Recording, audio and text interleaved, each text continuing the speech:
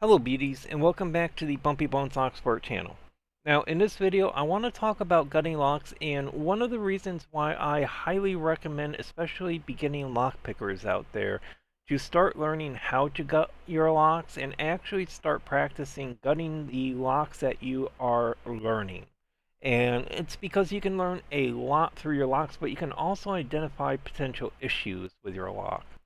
And so in my scenario, I'm a green belt in the Lockpickers United belt system. I'm working on my blue belt. I've got a few of the blue belt locks under my belt, and I've recently got my challenge lock done. And so I'm going to be submitting my request for my blue belt soon. And so I'm starting to work on some purple belt locks. And I've got this Assa Abloy Max Plus High Security lock that I've been working on. It's a 6-pin lock with 6 barrel security pins in here, and the security pins are different sizes. And during a live stream with W3OY Ray, as I was pinning this lock and we were talking about locks and pinning them, I identified a potential issue with pin number 6, and actually I shouldn't say potential issue, a issue with pin number 6 in this lock here. And what's happening is if we look at the key here, we're going to notice that at pin number 6 here, that's a 0 cut on our key. So that's a 0 pin in the lock here. Now what's a 0 pin? A 0 pin is the smallest pin that can be used in the lock. So these are Schlage key pins, and so you'll notice that the number zeros are pretty small and all of that. And if we look at our decoder card here, the 0 cut is the highest cut on your key. So this is a Schlage blank, which is a 0 cut key. So I can insert this under the 0 slot here and have that insert. So if I wanted to use this as an actual lock, which would be absolutely terrible, I would never recommend anybody using a 0 cut key. Do not do it. Please just don't forget I even mentioned doing anything like that. But if you wanted to use this as a key, all your pins would have to be 0 cuts. And what would happen with that is you can actually run into a pretty big issue with it, especially if you have small security pins. So I've got a 0 pin in my cutaway lock here. So let's go ahead and zoom in and let me focus in so that we can actually see what's going on here. So if I use my 0 cut key, I can insert this into my lock and it will work just fine. You know, it raises the pin. But if I remove the key and put the pins back down to the resting place and all that, what you're going to notice is that the top of the security pin is actually below the shear line now. Now, I actually custom made this security pin so that it would do that, so I can show this issue.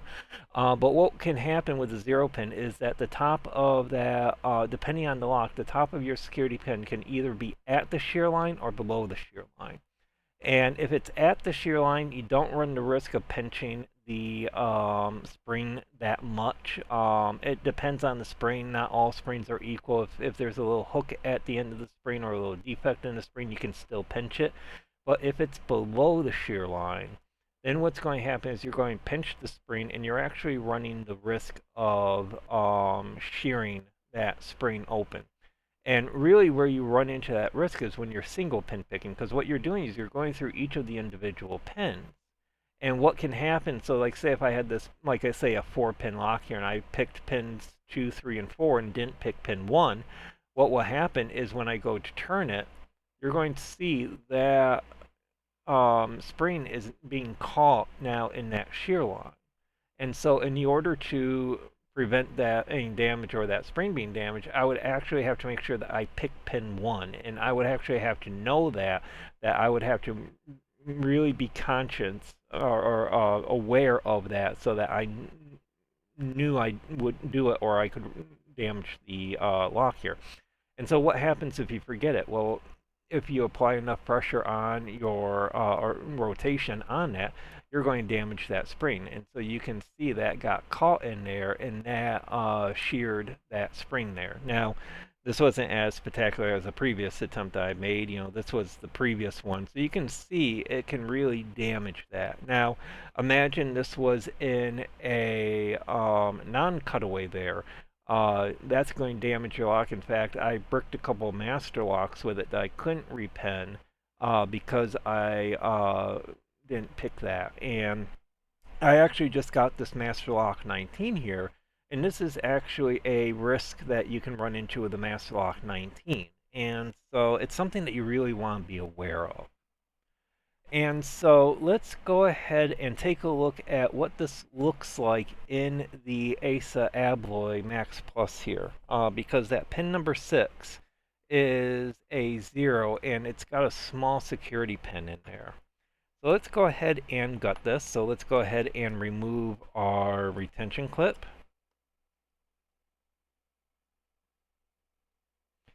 And let's go ahead and remove our core now.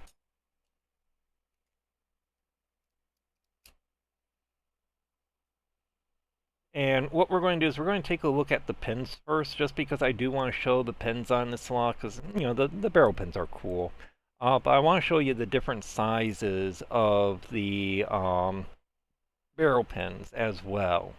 Because I'm going to show how you can resolve an issue like this when you can repin a lock. Now, not all locks you can repin, like that Master Lock 19 that I showed you. You know, and this is, you know, if I made this mistake in that Master Lock 19, I would cry, because that was an $80 lock, and they're no longer made and hard to find. And so, you know, I want to be real careful if I go to pick that Master Lock 19, because that does have a couple of high cuts on the key as well. So, all right, so we got our key pins there. Let's go ahead and pull out our security pins. So we've got pin 1 here, which is a nice small security pin. And, you know, when the small security pins, you would pair those with the really tall key pins, because, you know, you would have the room for it. And then we got, you know, a little bit of a larger one, medium one. We got a bigger one. We've got a nice big one, a nice big one, and then in pin number 6 we have our small. And so let's go ahead and zoom in just real quick here and take a look at our security pins. Yep, so these are our barrel pins, and so you can see they're similar to spool pins at the end, and then we've got that section in the middle that's the normal width and all that.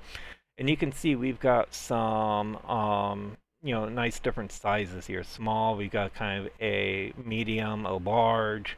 So, you know, that's going to actually have different, it's going to cause some different feedback as you're picking, because you're compressing the springs at different rates, so you're going to feel different forces, which is actually a really interesting sensation and all that. But let's go ahead and throw these in the core and see what it looks like here. So I'm going to put my core in my holder here, and let's go ahead and put our key pins in.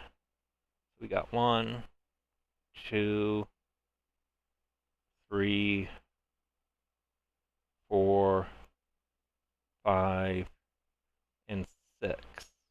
All right, now what I'm going to do is I'm going to insert the security pins. I'm not going to do pin 1, because pin 1 is that nice, real tall key pin, and I don't have a lot of space in with it.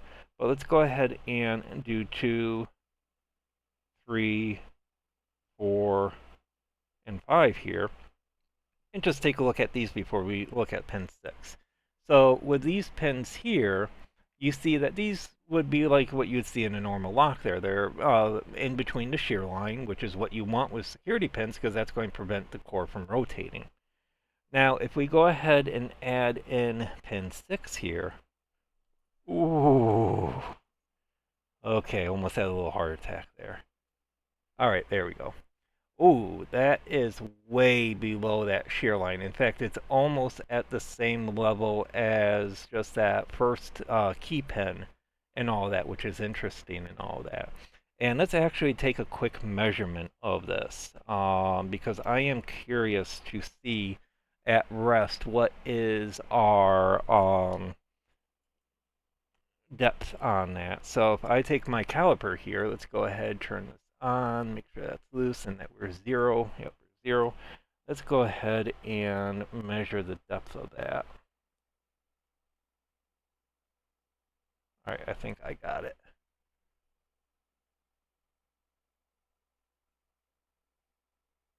Not quite. There we go. All right, now I think I got it. 1.26. That's actually thicker than my multi-pick tensioner that I use, I think with this lock. This is a 1.3, or I use this guy quite a bit. So that is quite a drop, or quite a gap with the top of the security pin there in the shear line. So what would happen is if I was progressive pinning this, or because I'm progressive pinning this, I go from pins 1, 2, 3, 4, 5. I would pick all of those and I would add pin 6. And what would happen then is I would pick it and it would probably act like it did before with pins 1 through 5, and then because pin 6 is below that security line, I would probably pinch that spring and actually shear it in that case, without knowing that pin 6 is below that shear line, and that, if I'm going to keep this configuration, I would have to make sure that I set pin 6 first before I did the other pins, which then can cause some fun binding stuff because then I have to keep track of pin 6, make sure it doesn't drop or anything like that as I'm picking. So to fix this, actually what we're going to do is I'm going to swap the security pins at pin 3 and pin 6, and that's going to fix this issue here. So just use a bit of a higher security pin at pin 6. And let's go ahead and get pin 6 out here. There we go. All right, so now if I go through and let's go with 2. Now at pin 3 here, I'm going to insert the one I had at number 6. And then let's go with number 4, number 5, and now I'm going to put 3 at 6. And we're going to notice that now those are a lot better. All of them are now between the shear line. So that's going to resolve that issue there. Now, again, you can only do this really with locks that you can repin. And I kind of got lucky with this because I did have the security pins of the different sizes that I could move around and do that. I don't have a repinning kit for the Assa Abloy or any extra barrel pins, so probably what I would want to do in the future is actually get a pinning kit for this, so that I can, work with that and all that. So yeah, and I just dropped all my key pins there. Yay! So I hope everybody enjoyed this video. As always, do feel free to like and comment on the video and subscribe to my channel. And I hope everyone has a beautiful day, and I will see you all later.